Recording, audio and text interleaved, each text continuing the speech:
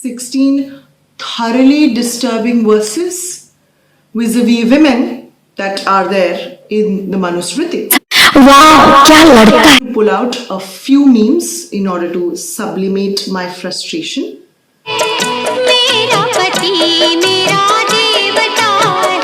Are best summarized in this one GIF. इतने करीब मत आओ, मैं तुम्हें बर्बाद कर दूंगी. Not for the faint-hearted.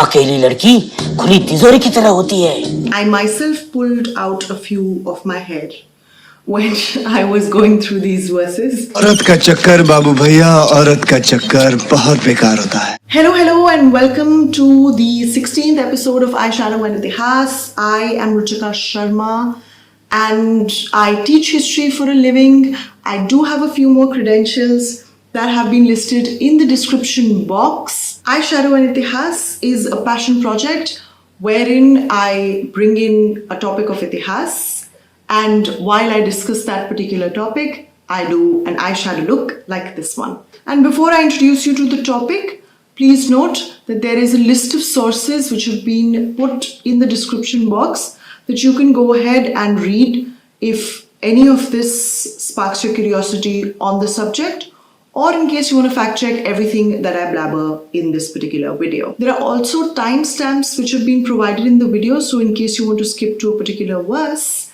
you can go ahead and do that by accessing the description box. Now that all that is done, let me introduce you to today's topic. Today, for the sweet 16th episode of Eyeshadow and Etihaas, as part of its Women in Indian History series, I will be bringing a selection of 16 disturbing verses from the Manusmriti that talk about women. Note that there have been 2 other episodes which have been put as part of the Women in Indian History series, and in case that is something that interests you, I will link that playlist over here. So for today's video, we will first briefly look at the text, know a bit more about what the Manusmriti is, who wrote it, when was it written, etc., and then go on to the verses, which as a woman, I must tell you, were not an easy read. And they made me feel thoroughly frustrated.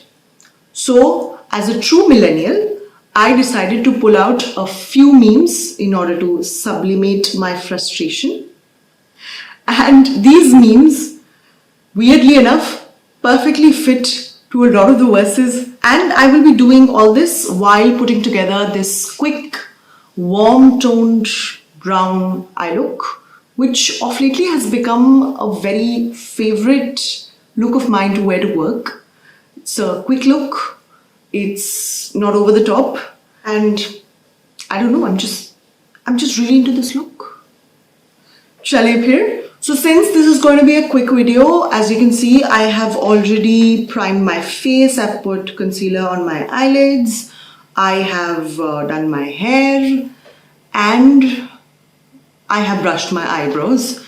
So I'm just going to quickly jump into the actual application of the eyeshadow while talking about what exactly is the Manusmriti. So the Manusmriti is quite basically a legal treatise, but its other details are not that simple. For example, the text calls itself a Shastra. Therefore, many scholars call it Manu's Dharmasha. Manusmriti, however, is a later term where Smriti is a general word that encompasses all the Dharma Shastras composed in verse. Which brings me to another pertinent question. Who exactly wrote this text? That again is debatable. The earlier view of scholars such as the German Indologist Georg Buhler, which if you remember was also a very important person in the entire Bhodshala episode that we discussed the last time. In case you haven't seen it, I'll link it here. Coming back to the Manusmriti, the earlier view of the scholars such as German Indologist Georg Buhler was to argue that the text was composed by multiple authors at various points of time in history.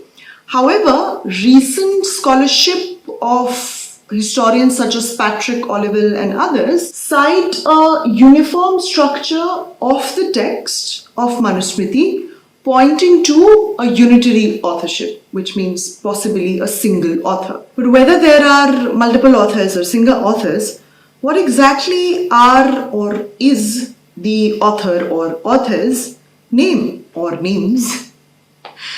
The text says that the rules written were told by the original creator, the self-existence or Swayambhu, that's the Sanskrit word which is used.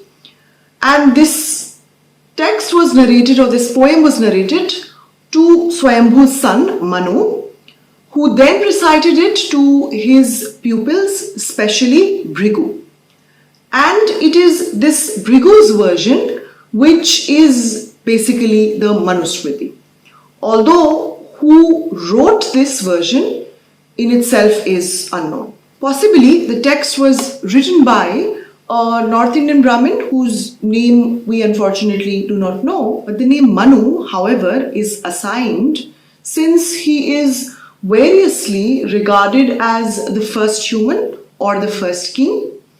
Lastly, when exactly was the Manusmriti composed? The date is a relative one since the text provides us with no absolute date. Historians compare it with references to the Manusmriti in other texts and reason that it must have taken shape between 2nd and 3rd century CE. It brings us to 16 thoroughly disturbing verses vis-a-vis women that are there in the Manusmriti. Mind you, these verses are not for the faint-hearted and might cause quite a lot of anger, especially if you are a woman who's watching this.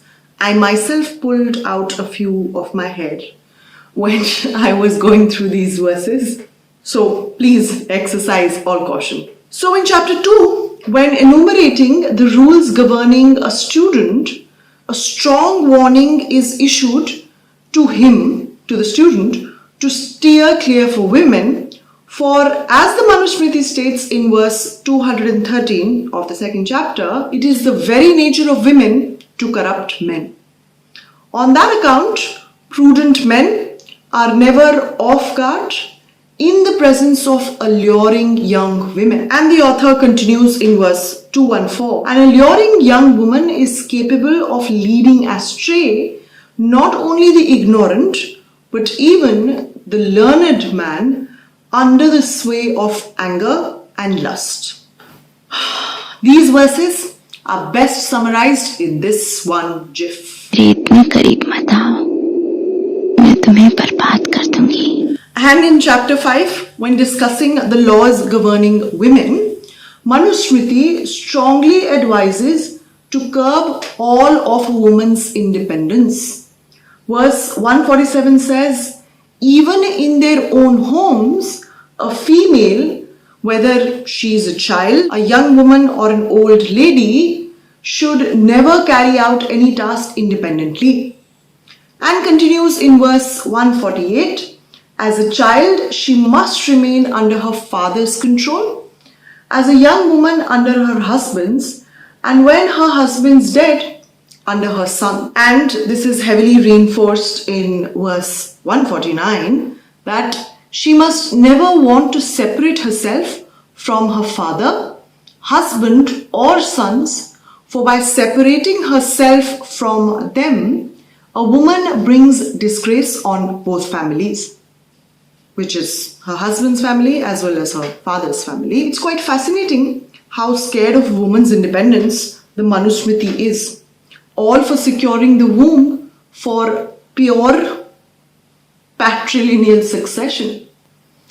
Basically, Manu be like, तुम एक लड़की हो, अकेली लड़की खुली तिजोरी की तरह होती है. हाँ, तुम्हें पता है तुम्हारे साथ क्या क्या हो सकता है.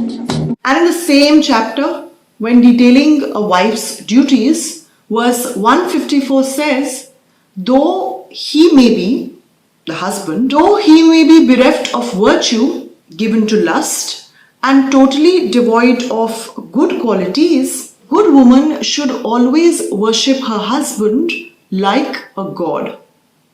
Reminds me of this absolutely hit number.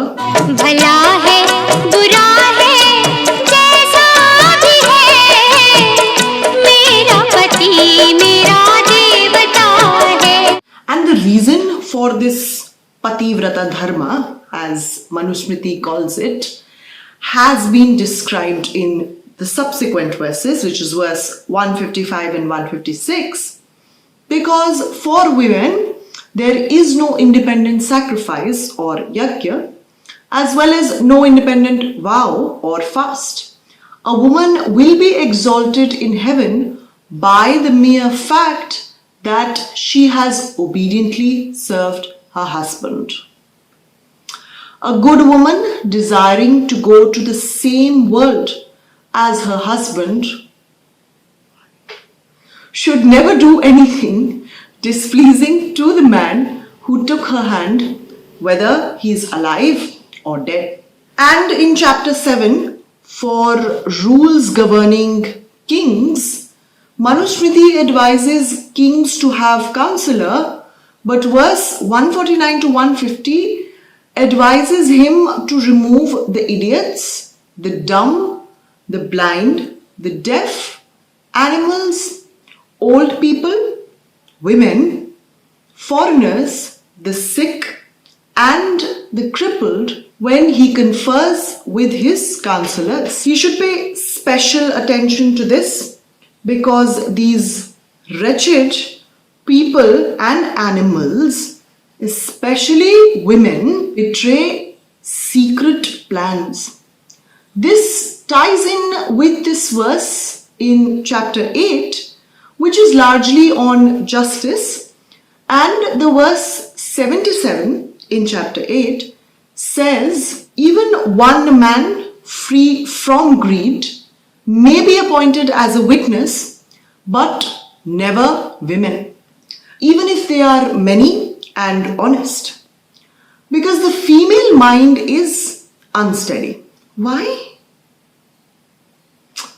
I think this Akshay Kumar gif answers the question. औरत का चक्कर बाबू भैया औरत का चक्कर बहुत बेकार होता है. And chapter 9 on laws concerning husband and wife launches fresh new attack on women.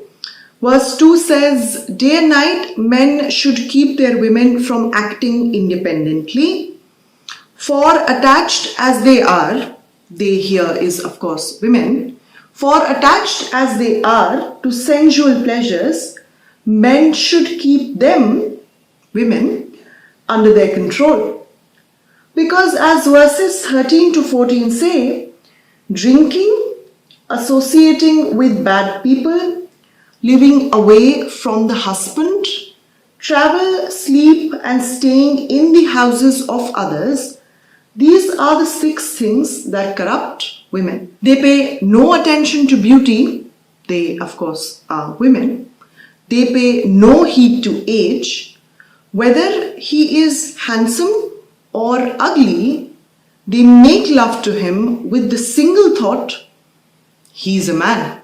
Basically, women, according to the Manusmriti, every time they see any man, react like this. वाह क्या लड़का है. You know the rest of the words? I'm not going to play them here. And in the same chapter, verse 17 says, bed, seat, ornaments, lust, hatred, behavior unworthy of an Arya, malice and bad conduct. Manu assigned these to women. And lastly, verse 94 advises that a 30-year-old man should marry a charming girl of 12 years or an 18-year-old man, a girl of 8 years or sooner. Sooner? Right, I don't even have a meme for this. So these were the 16 disturbing verses. But before I end this, know that the Manusmriti was a hugely popular text and was cited variously in many texts, including the Mahabharata, which is one of the most popular epic of the subcontinent. Manusmriti then clearly had a huge social impact, shaping the subcontinent's understanding of women among many things. Scary that a text which essentially dehumanizes, objectifies, and threatens the very existence of women had such a massive reach and made its way in texts that the subcontinent reads and rereads even today. And that is all that I have for you today. Please note that there are a list of sources in the description box that you can go ahead and read all these disturbing verses from. There are so many more. Or, of course, you can always go ahead and check out these sources in case you want to fact check everything that I blabbered in this particular video. And before you just walk away, please like and share the video and subscribe to the channel. And do let me know in the comment section what is it that you would like me to talk about in the next episode of Eyeshadow and Etihaas.